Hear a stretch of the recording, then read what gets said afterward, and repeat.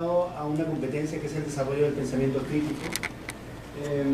De hecho, una de las cosas que yo les digo a mis estudiantes es que nos enfocamos mucho en el pensamiento crítico y sobre todo también en el concepto de visión global. En ese sentido, mi curso está orientado a desarrollar la visión global. Entonces, vamos a dar una miradita a cómo lo hemos ido trabajando. Sí, se te hace más rápido desconectando. Se pone más lento. A ver, ¿De verdad? veamos. La batería de la lente. Muy bien, entonces lo primero que yo quería no es la batería. quería partir con el logro del curso. ¿Cuál es el logro del curso? Para nosotros básicamente el logro del curso es que al final los estudiantes puedan formular los principales efectos culturales y económicos de la globalización en el Perú, ¿no? A partir de, primero, entender qué es la globalización, luego entender cómo es que la globalización impacta en la economía peruana, y luego cuáles son los efectos tanto económicos como culturales, ¿no? Entonces, por ahí básicamente va el logro general del curso. ¿Cómo lo hemos organizado? Antes este curso estaba dividido en 4 unidades, luego un poco los años nos han llevado a plantearlo en 2 unidades. ¿Por qué en 2 unidades? Porque esta es una globalización dirigida a negocios. Hay en realidad dos globalizaciones. Una que es globalización para comunicaciones y otra para negocios. Y en negocios nos dimos cuenta que el interés está más enfocado en la economía. Entonces, si bien el curso se llama en globalización, enfoque cultural y económico, en el caso de HU65, que es negocios, está más enfocado en economía.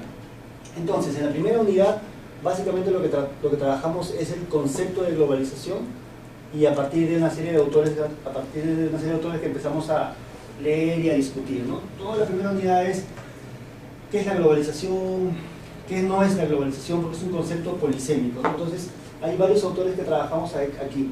De hecho, acá ya se empieza a trabajar la competencia que es pensamiento crítico, ¿no? Porque una cosa que caracteriza este curso es que no hay un consenso con respecto a este fenómeno. Hay autores que dicen que es una cosa, hay autores que dicen que es otra, y estos entran en contradicción, y sobre esa base se establece un debate.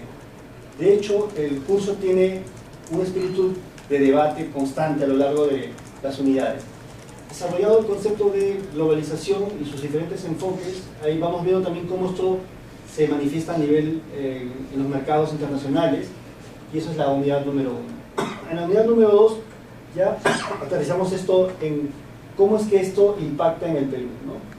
A partir de la década de los 90, la apertura de los mercados, el gobierno de Fujimori, la liberalización de la economía, cómo es que impacta en el Perú.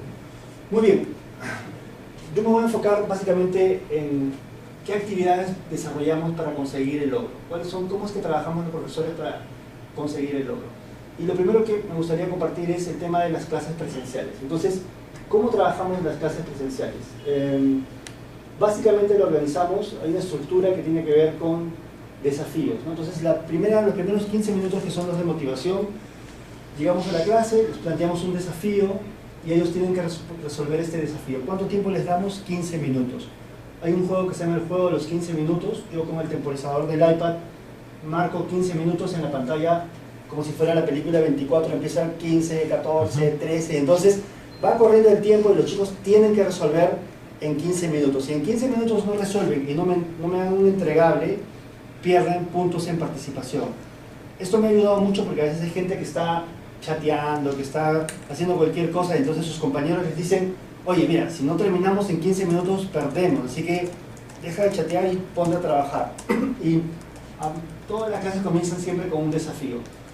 Luego del desafío hay una contextualización del profesor. Yo empiezo a contextualizar a partir de la lectura, las ideas principales. No lo resuelvo todo, sino que cada clase se le asigna a un grupo que exponga el tema. Entonces, en la primera clase hacemos un sorteo en el cual a lo largo del ciclo, por lo menos un grupo expone un tema en cada clase. Son 15 clases, por lo menos normalmente tenemos como 10 grupos, entonces cada clase hay un grupo que está exponiendo. ¿Por qué hacemos esto de la exposición? Por esta idea que dice que la mejor manera de aprender es enseñar. Entonces, cuando a los chicos los obligamos a que ellos se enseñen, de hecho tienen que saber de qué están hablando. Entonces se ven obligados a algo que parece que es increíble, que es leer. Normalmente la gente es bien difícil que lea, pero si tiene que exponer, tiene que leer, no le queda otra. Entonces, un poco la dinámica presencial es básicamente de una experiencia de educación activa, ¿no? Les damos tareas a ellos que tienen que resolver, les damos la exposición, pero eso no significa que el profesor esté ahí convidado de piedra, ¿no? Sino que nosotros contextualizamos, cuando a veces hay pequeños errores los corregimos, cuando hay cosas que no han dicho lo ampliamos, al finalizar cerramos con conclusiones y logramos que haya como un consenso con respecto a lo que se ha desarrollado. De hecho, y lo voy a explicar más adelante, hemos agregado algunas tecnologías para recoger, por ejemplo, si ha habido una comprensión de la explicación de los temas, ¿no? Por ejemplo, trabajamos con Kahoot, le decimos a los chicos saquen sus celulares y respondan estas preguntas, ¿no? Y hemos creado un cuestionario y ellos tienen que responder, ¿no? Entonces, ¿para qué nos sirve el Kahoot? Primero para la interactividad, obviamente les encanta tener que responder, pero luego hay una cosa que nos parece que es fenomenal, que es que a veces hay alumnos que responden cosas que no tienen absolutamente nada que ver con lo que se vio en clase. Entonces nosotros les decimos, a ver, no vamos a investigar quién respondió esto, pero debería haber quedado claro que por ahí no va la idea central, ¿no? Alguien que respondió esto definitivamente estaba completamente desconectado de la exposición. Bueno, veamos ahora las actividades para conseguir el logro en la parte virtual, que es la segunda parte. En la parte virtual, nosotros les hemos dado una tarea que puede ser leer una lectura o puede ser buscar información, pero ellos empiezan a trabajar con Google Doc. Entonces, se crean documentos compartidos y son documentos colaborativos, ¿no? Entonces, hay un documento por todo el salón puede estar escribiendo de manera comunitaria. ¿Por qué con Google Doc y no con Office 365? Porque es como una herramienta que les es muy familiar, ya que muchos de ellos tienen cuenta de Gmail. Es más familiar que tengan cuenta de Gmail a que tengan una cuenta de Microsoft o Hotmail, ¿no? Pero digo, con la cuenta de la UPC, con la cuenta de la UPC todos tienen 365. También, digamos que en términos de uso como nivel de usuario, hay dos características que yo he detectado en los alumnos, ¿no? Una, utilizan mucho las redes sociales, básicamente Facebook, y dos, es bien difícil que no tengan una cuenta de Gmail, casi todos tienen cuenta de Gmail. Claro, no, lo te digo porque vos, porque siempre es bueno trabajar con un estándar para que los chicos puedan seguir avanzando. En el caso del curso Mundo Contemporáneo se utiliza el Office 365 para hacer documentos colaborativos. Ya. Y claro, el mundo contemporáneo es el previo a globalización. Claro. ¿No? De hecho, yo entonces, les pongo el Gmail porque tiene toda la plataforma de Google. Entonces, si tienes cuenta de Gmail, tienes cuenta en YouTube. A veces mandamos a subir videos en YouTube. Okay. Eso no lo tiene en Google Drive, descargas libros en Google Drive. Buena parte de nuestros materiales están en la nube, en Google Drive, por ahí lo utilizan. Y ¿qué más? Y bueno, de hecho podría ser en otro perfectamente, pero es como en términos de porcentaje están más familiarizados con el Gmail y Google que con el otro, ¿no? Entonces es como, en términos de tiempo es mucho más eficiente que migren al Gmail porque ya es como parte de su cotidianidad, ¿no? A la hora que, por ejemplo, yo trabajo esto, les digo a los muchachos, a ver, abran su teléfono y abren el Google Doc, y muy pocos son los que no tienen. Y los que no tienen, les digo, pueden sacarlo, y a la próxima clase ya lo sacaron y ya están ahí interactuando. Okay. Bueno, entonces, por ejemplo, crean un Google Doc, empiezan a trabajar, y, por ejemplo, pueden ser resúmenes de lecturas, pueden ser mapas mentales, pueden ser informes que van haciendo, y además como nosotros estamos compartidos, nosotros podemos estar viendo sus trabajos. Esta es la parte de desarrollo de la clase presencial, que es justo lo que había mencionado, el juego de los 15 minutos, y lo de Kahoot.it, que te permite votar y poder un poco recoger conclusiones, ¿no? ¿Qué otra cosa? El juego de los 15 minutos es como lo han bautizado ustedes. Sí, en realidad yo le puse ese nombre, lo creé porque una de las cosas que me daba cuenta es que tenía que ponerles un tiempo para que hagan una actividad, ¿no? Porque si les daba, por ejemplo, busquen información y no les daba un tiempo, la gente se podía ir al baño, ir a pasear y se tomaba mucho tiempo, ¿no? Entonces era como que marcan un límite, a veces son 15, a veces son 20, pero básicamente están encerrando, ¿no? Y la otra cosa es que hay un temporizador, en este caso es una bomba, que está marcando el tiempo, ¿no? Entonces ellos son conscientes que tienen que resolver esto antes de que, en este caso, explote la bomba. Es un elemento lúdico que le ponemos a la clase, ¿no? Que también, dicho sea de paso, nos ayuda un poco a conectar a los alumnos, ¿no? Cuando entramos en esta suerte de juego, sin perder el rigor, conectamos con ellos. Y pasados los 15 minutos, ellos tienen que entregar algo. Tienen que entregar, porque si, ya saben, si no lo entregan, exacto, si no entregaron el papel o no lo publicaron en el Google Doc, pierden el punto, ¿no? Y qué bueno que les he dicho. Nosotros les compartimos un Excel que está creado en Google Docs. Qué pena que no los pueda mostrar. Y ahí está la lista de los alumnos y cada clase tiene un casillero en donde se le va poniendo un punto. Entonces, hay como una conciencia de que clase que van, clase que ganan un punto si es que trabajan. Y clase que si no van y no trabajan, clase que pierden un punto. Entonces, como que los obligas a que haya una dinámica en la clase, ¿no? Siempre tratando de que sea muy participativa, ¿no? Y bueno, entonces es un poco las actividades del desarrollo de la clase. Vamos a ir un poquito más acá. Ejemplo de la clase presencial. Como, por ejemplo, si ahorita puedo mostrarles ya el diseño instruccional de lo que hemos estado trabajando, pero me gustaría como resumir cómo trabajamos una clase presencial, ¿no?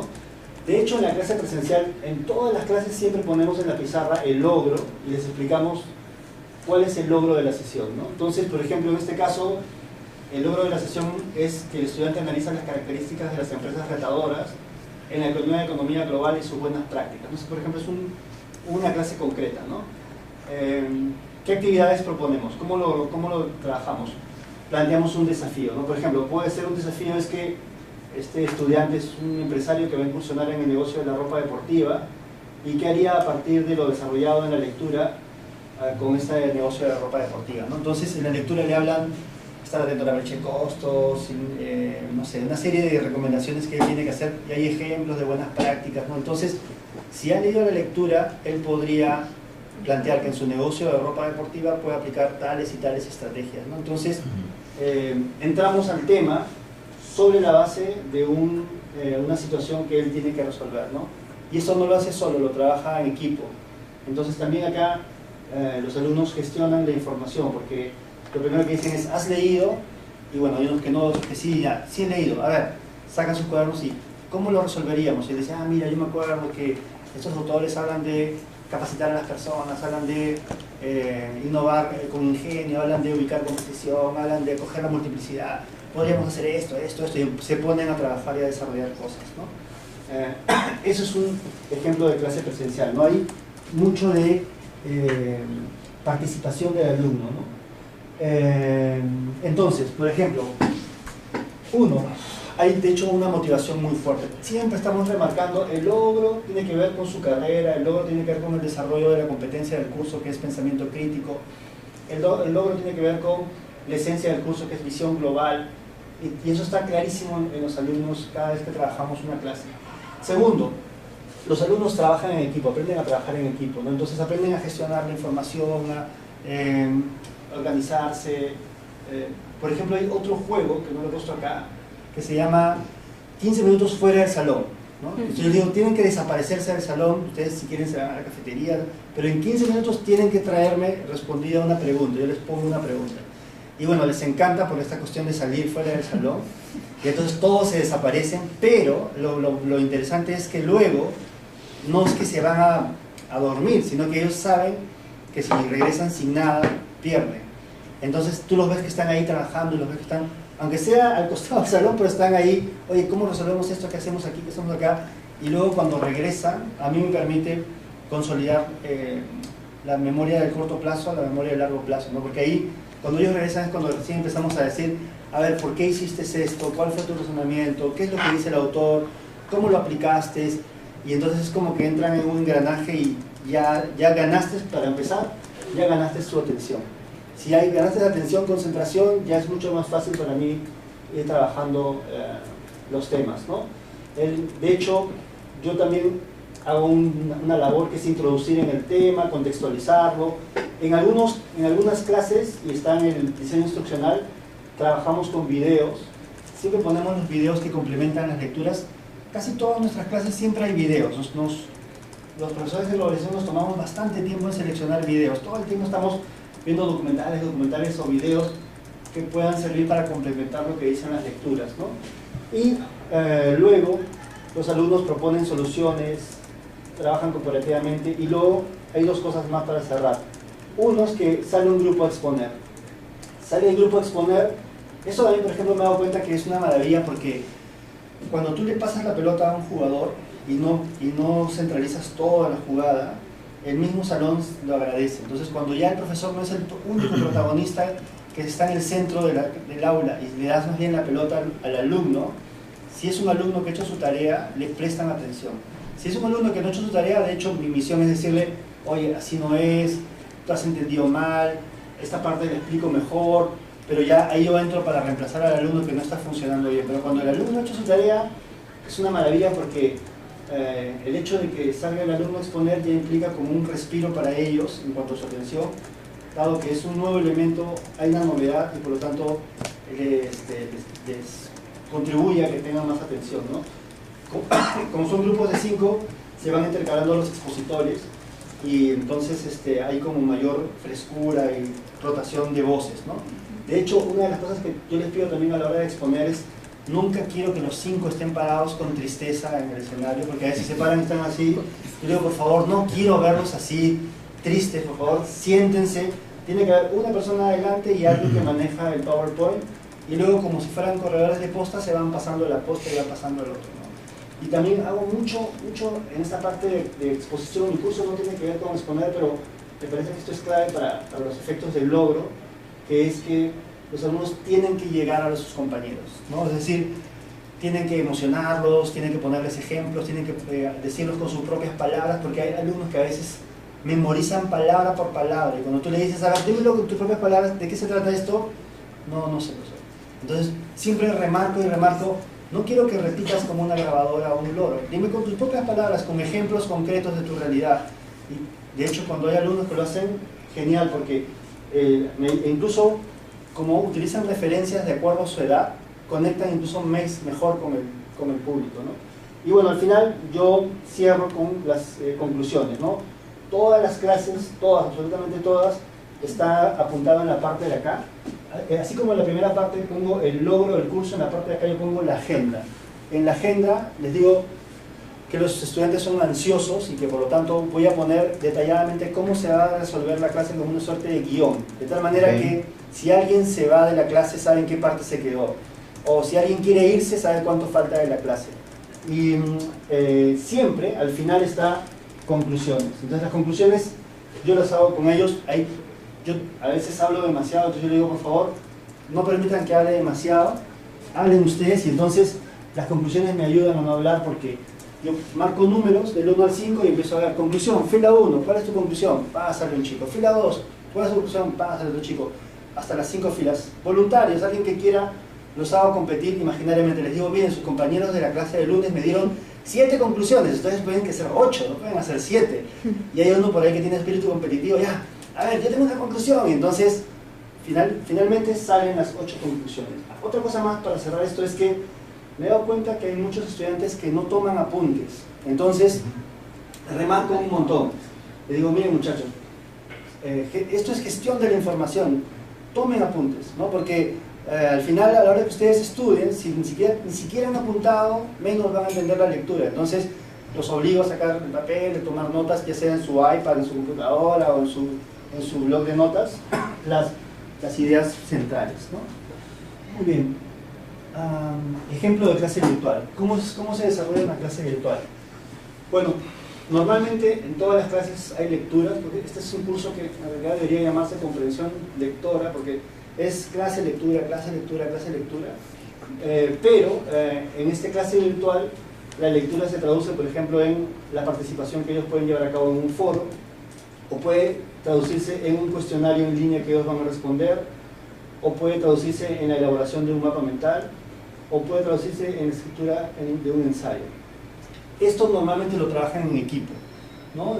Siempre estamos trabajando la parte de las clases virtuales en equipo, ¿no? Muy raro que sea individual, por efectos a veces también prácticos, porque son 40 alumnos multiplicado por 6 secciones, son 240. Hacerle feedback a 240 es mucho más difícil. Y todas las actividades online, entonces las hacen, independientemente de cuál sea la tarea, las hacen en Google Docs.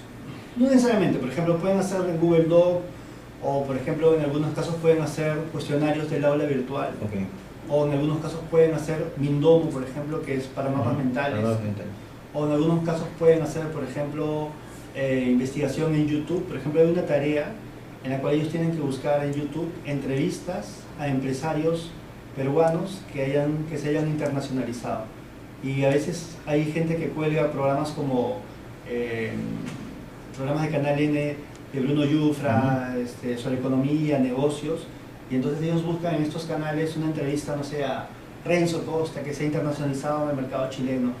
Su misión es ver el video en YouTube y hacer un ensayo o un informe, o incluso hay un programa que estábamos explorando con IBET, que es, ven el video en YouTube y luego van respondiendo preguntas, ¿no? Hay un programita que te permite intercalar video, preguntas, con lo cual garantiza que no es que el video lo ven en un estado, digamos, de desatención, sino que están atentos a lo que está diciendo la persona en la entrevista, ¿no?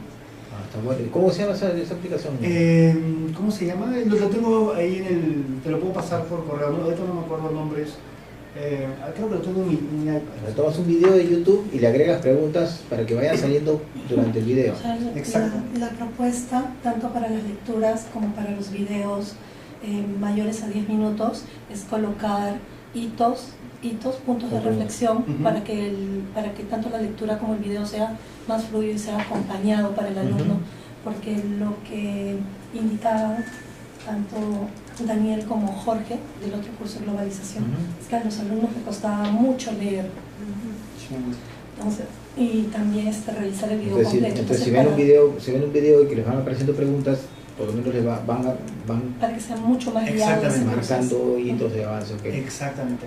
Por ahí me lo he bajado, lo busco con calma. Y los trabajos sí, todo lo que entregan, lo entregan en el aula virtual. En el aula virtual. O sea, el Google Drive es un auxiliar, digamos, hay una ayuda, pero el oficial es aula virtual. Que se descargan el trabajo o la infografía, lo que fuera, la envían al aula virtual. De hecho, todo es en aula virtual. Yo antes trabajaba en grupos de Facebook, pero ahora con el Blender me estoy pasando todo al aula virtual, ¿no?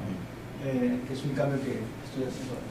Bueno, rúbrica de evaluación, también esta parte es clave. El alumno está informado en todo momento cuáles son las actividades que debe realizar. Entonces, por ejemplo, en el diseño instruccional que les voy a mostrar, está clarísimo qué es lo que tiene que hacer, cuáles son los pasos que tiene que llevar, cómo lo tiene que presentar, cuándo lo tiene que entregar. Todo eso está informado para el alumno y no hay posibilidad de que el alumno no sepa qué es lo que tiene que hacer, porque eso está detallado en el diseño instruccional.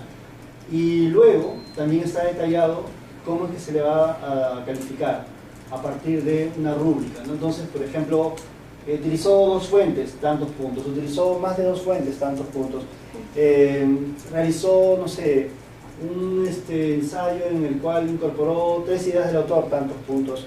Y todo está definido a partir de una rúbrica que está publicada también en el aula virtual, ¿no? Y con 3 categorías: logrado, en proceso y en inicio, ¿no? Que es un poco la rúbrica. Luego, retroalimentación. Esta es la última parte de esta presentación, antes de ver el diseño instruccional. De hecho, este es un curso en el cual constantemente estamos retroalimentando, ¿no? Hay retroalimentación al finalizar una clase presencial, hay retroalimentación después de los trabajos virtuales, ¿no? Constantemente el alumno sabe cómo está trabajando, porque hay comentarios en el foro, hay comentarios al finalizar la clase, o hay también un feedback en los trabajos que ellos presentan, ¿no? Que el profesor realiza.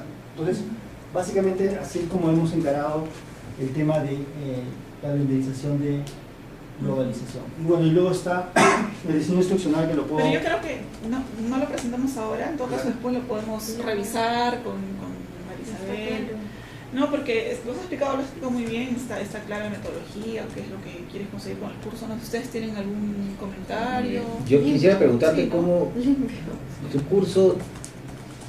el curso en versión blended, ¿qué tiene de especial frente al curso anterior? El cambio que has hecho. Ajá. Bueno, de hecho, varias cosas. Por ejemplo, una, nos estamos pasando todo al aula virtual. Antes yo trabajaba, por ejemplo, en Facebook.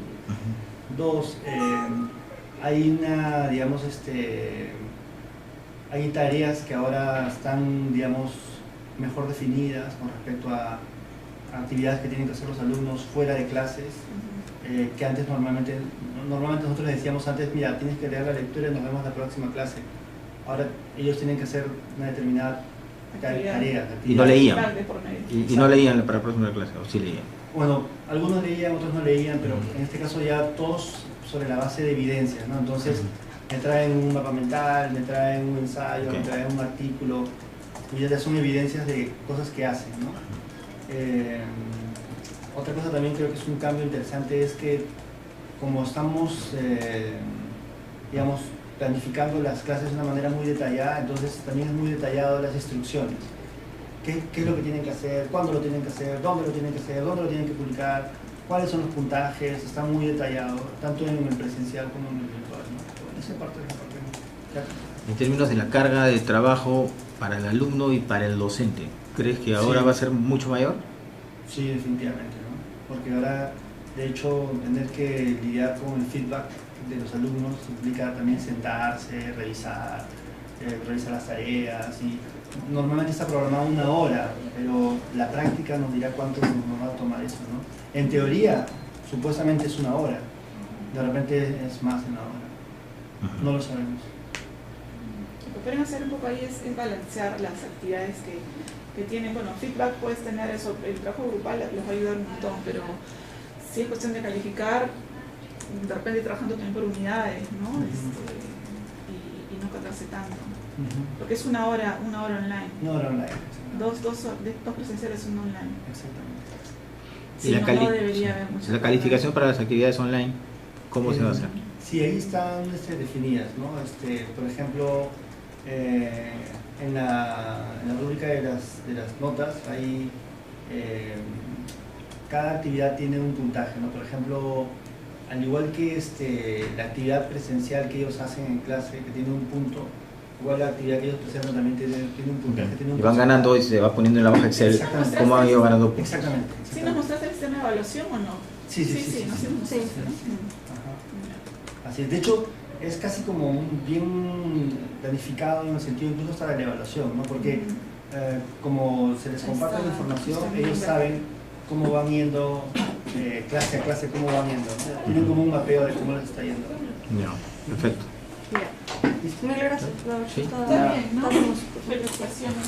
Sí. Gracias. Daniel. No, gracias a usted.